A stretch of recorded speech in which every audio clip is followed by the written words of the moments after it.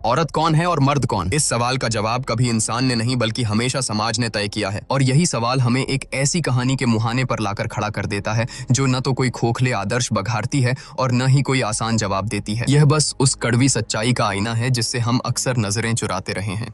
तो चलिए बिना किसी लाग लपेट के सीधा कहानी के उस पन्ने पर चलते हैं। राजस्थान का एक गुमनाम और धूल भरा कस्बा। एक सीलन भरी संकरी कोठरी में सुबह की धूप एक छोटे से झरोखे से छनकर किसी तरह भीतर रेंग रही थी। धूल के कणों से भरी उसी मध्यम रोशनी के घेरे में बैठी थी सांवरी, घुटनों में सिर दिए, उलझे हुए बिखरे बाल, और उसकी उन आंखों में एक ऐसा सन्नाटा था जो सदियों की थकान और किसी गहरे बोझ को बयां कर रहा था। तभी जंग लगे दरवाजे ने चरमराते हुए उस कमरे का सन्नाटा चीर दिया। भीतर दाखिल हुआ हरिंदर, पेशे से एक दलाल और फितरत से गिद्ध। उसके चेहरे पर एक ऐसी सर्द और घिनौनी मुस्कान थी जो किसी की भी रूह कपा दे। उसके एक हाथ में कुछ नए कपड़ों का गट्ठर था। उसने वह गट्ठर सांवरी की ओर उछाल दिया और बर्फ सी ठंडी आवाज में फुफकारा कि तेरा सौदा मेरा मतलब है, रिश्ता तय हो गया है, चल जल्दी तैयार हो जा। यह सुनते ही सांवरी के सब्र का बांध टूट गया और उसकी सूनी आंखों से आंसू छलक पड़े। पर हरिंदर के लिए इन आंसुओं की कोई कीमत नहीं थी। उसकी झुंझलाहट बढ़ी। वह 2 कदम आगे आया और बेरहमी से अपने भारी जूतों वाली लात सांवरी के पेट पर दे मारी। सांवरी दर्द से दोहरी हो गई। हरिंदर ने दहाड़ते हुए कहा कि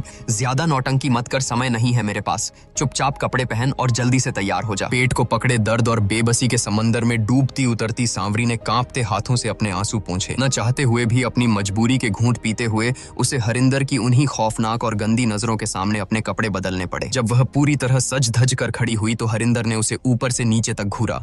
उसके होंठों पर एक तिरस्कार भरी चुभती हुई हंसी तैर गई। सांवरी की रूह तक सिहर उठी। वह इस शादी से इसलिए नहीं भाग रही थी कि उसे कोई और पसंद था, बल्कि इसलिए क्योंकि वह अपनी सच्चाई जानती थी। एक ऐसी सच्चाई जो उसके वजूद का हिस्सा थी। उसे हर पल बस यही खौफ सताता था कि जिस दिन उस अनजान शख्स के सामने उसका यह सच बेपर्दा होगा, क्या वह उसे इंसान समझेगा या फिर दुत्कार कर फेंक देगा। कुछ ही देर बाद उस मनहूस कोठरी के दरवाजे पर दस्तक हुई। भीतर 2 साये दाखिल हुए, भैरव और उसका भतीजा भंवर। भैरव अपने भतीजे के लिए लुगाई का सौदा करने आया था। कमरे की हवा में एक अजीब सी घुटन और इंतजार का सन्नाटा पसर गया। तभी भारी और सहमे हुए कदमों की आहट उभरी। दरवाजा खुला और सांवरी बाहर आई। नजरें जमीन में गड़ी हुई, जैसे वो खुद को उसी जमीन में दफन कर लेना चाहती हो। उसका हर कदम मनोभारी था। उसकी उस पथराई हुई खामोशी ने कमरे के बोझिल सन्नाटे को और गहरा कर दिया। लेकिन हरिंदर की आंखों में न कोई शर्म थी न इंसानियत। उसने किसी मवेशी बाजार के दलाल की तरह बेधड़क सांवरी के जिस्म की नुमाइश शुरू कर दी। उसने एक व्यापारी की बेशर्मी के साथ कहा कि कमर देख लो, चाल ढाल देख लो,